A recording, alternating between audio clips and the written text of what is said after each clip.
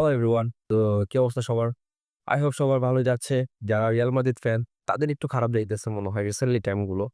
যাই হোক এখন কথায় আসি। তো কথা হচ্ছে যে লাস্ট ম্যানচেস্টার সিটির সাথে রিয়াল মাদ্রিদ হারার পর থেকে একটা প্লেয়ারকে নিয়ে অনেক বেশি কথাবার্তা হইতেছে। সেটা কে আপনারা সবাই জানেন। সেটা হচ্ছে আমাদের ভাইলা বয় ভিনিসিয়াস জুনিয়র।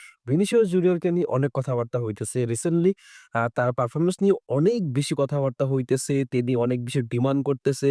রিয়াল মাদ্রিদ থেকে কিন্তু সেই অনুযায়ী পারফরম্যান্স করতে পারতেছে না। এইসব অনেক কিছু। আচ্ছা আমি মাদ্রিদ ফ্যান হিসাবে হ্যাঁ, আমিও বিনির বিপক্ষে যাই। হ্যাঁ, ভিনিসিয়াস এটা করছে, সেটা করছে। ভিনিসিয়াস এটা করতে পারত, এটা করতে পারত। But in the day of the Vinicius তো আমাদেরই প্লেয়ার এবং আমাদের চোখের সামনে আজকের এই ভিনি। ভিনির আপস অ্যান্ড ডাউন সেটা আমরা সবাই জানি। ও ভিনি কি করতে পারে, কি করতে না পারে সেইটাও আমরা সবাই জানি। সো আমাদের যে স্বভাবটা সেটা হচ্ছে যে কিছু মানুষ আছে আমরা যারা হচ্ছে যে একটা প্লেয়ারের কিছু একটা খারাপ সময় যখনই আইসা পড়ে তাকে নিয়ে এত পরিমাণের ভাই হাইপার হয়ে যায় যে তিনি একদম খারাপ ফেলছে, তারা দিয়ে হইতেছে না, অনেক কিছু। যত নেগেটিভিটি আছে সবকিছু আমরা একসাথে পুশ আপ কইরা দেই। হ্যাঁ, ভিনিসিয়াস দিয়ে হবে না, ভিনিসিয়াসকে বের করে দাও, ভিনিসিয়াস এইটা, ভিনিসিয়াস এটা সবকিছু। বাট আমরা অবদানটা আসলেই ভুইলা যাই। লাস্ট কয়েক বছর ভিনিসিয়াস কি করছে না করছে রিয়াল মাদ্রিদের হয়ে এটা রিয়াল মাদ্রিদ জানে। সেটা প্যারেস জানে। এখন অনেকে বলতেছে এই প্যারেস ভিনিসিয়াসের এই দালাল প্যারেস ভিনিসিয়াসকে অনেক বেশি স্বাধীনতা দিয়া দিছে, হ্যান করছে, ত্যান করছে অনেক কিছু। So as a Madrid fan হিসাবে আমাদের মাদ্রিদ ক্লাবটা যেমন আমাদের সবার আগে, তেমন মাদ্রিদের প্রত্যেকটা প্লেয়ারও আমাদের। তাদের খারাপ সময় আমাদের পাশে থাকতে হবে। সো তাকে নিয়ে এত গানা বাজার ভাই কিচ্ছু নাই। ভিনিসিয়াস কি পারে? ভিনিসিয়াস কিন্তু সেই মেসি, রোনালদো, নেইমারের মতো না। গড গিফটেড কিছু না। যে ভিনিসিয়াস আসলো, দেখলো, জয় করে ফেলছে এমন কিছু না। ভিনিসিয়াস স্ট্রাগল করছে। তাকে বাদ দেওয়ার জন্য কথা বলা হইছে একটা সময়। আমরা কারিম বেনজেমার কথাও যদি বলি সেখানেও কারিম বেনজেমা বলছে ভিনিসিয়াসকে পাস দিতে না। কিন্তু সেই ভিনিসিয়াসের কল্যাণে কারিম বেনজেমা কিন্তু ব্যালন ডিওর জিতছে। এটা আপনি যদি অস্বীকার করেন তাইলে আপনি মাদ্রিদ ফ্যানই না। এবং অনেকের কাছে এই কথাবার্তাগুলো খুবই অকওয়ার্ড লাগতেছে যে ভিনিসিয়াস খারাপ খেলতেছে তার সাপোর্ট করতেছি। ইয়েস। আমি মাদ্রিদ ফ্যান, আমি আমার প্রত্যেকটা প্লেয়ারকে ডিফেন্ড করব। যেমন আমার কোচকে নিয়ে অনেক কথাবার্তা হয়। আমি শাভি আলোনসোকে আমার ভাই পার্সোনালি তেমন ভালো লাগে না শুরু থেকেই। বাট তারপরেও তাকে নিয়ে যখন অনেক বেশি কথাবার্তা হবে তাকে আমার অবশ্যই সাপোর্ট দিতেই হবে। সো আমার দলের প্রত্যেকটা প্লেয়ারও সেম একই আমার কাছে। আমার কাছে এমবাপ্পেও যে আমার কাছে ভিনিসিয়াসও তো আমার কাছে রদ্রিগো তো আমার কাছে বেলিংহামও তো আমার কাছে এনরিকো তা। থিবো কর্তুয়াও তা। থিবো কর্তুয়াকে নিয়ে তো অনেকে সাগরের ডাইভই দিতে চায়। আ সো অনেক কথাবার্তা আসলে বইলা ফেলতেছি। যেটা হচ্ছে যে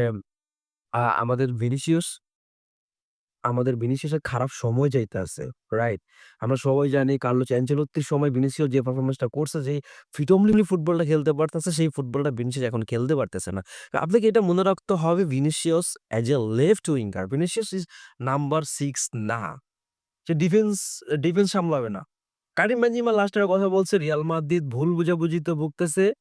আপনার হচ্ছে যে কিলিয়ান এমবাপ্পে তার কাজ হইতেছে যে গোল করা, তিনি প্লে মেকার না। ভিনিসিয়াসের কাজ হচ্ছে প্রপার লেফট উইঙ্গার, সে ডিফেন্স সামলাবে না।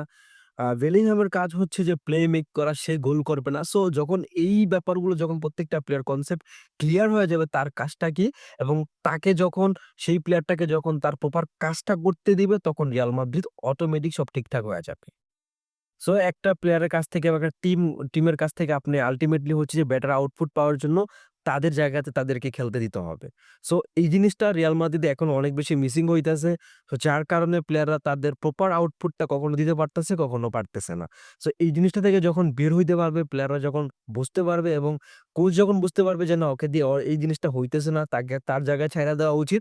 তখনই আমরা রিয়াল মাদ্রিদের কাছ থেকে প্রপার একটা পারফরম্যান্স পাইতেই পারি। সো আর শাবি আলোনসোর আন্ডারে রিয়াল মাদ্রিদ খারাপ ফুটবল খেলতেছে। এখানে শাবি আলোনসোর অনেক দোষ আছে।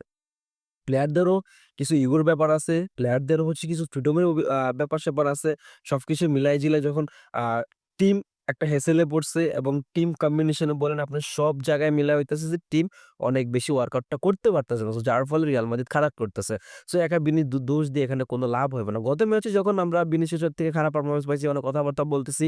ইভেন যে পেনাল্টিটার জন্য বিনি আপিল করছে সেটাই কিন্তু একটা পিওর পেনাল্টি ছিল। আমার কাছে মনে হইতেছে না সেটা পেনাল্টি দিলেও দিতে পারতো। সেটা যদি পেনাল্টি হয়ে যাইত, তাইলে কিন্তু ভাই এত কথাবার্তা হইতো না এবং আরেকটা পেনাল্টির জন্য যিনি আপিল করছে, সেটাও যদি পেনাল্টি দিয়ে দিত তাইলে তো সোনায় সোহাগা রিয়াল মাদ্রিদ ম্যাচ জিতে যাইত। সো তখন ভিনিসিয়াসকে নিয়ে এত কথাবার্তা হইতো না।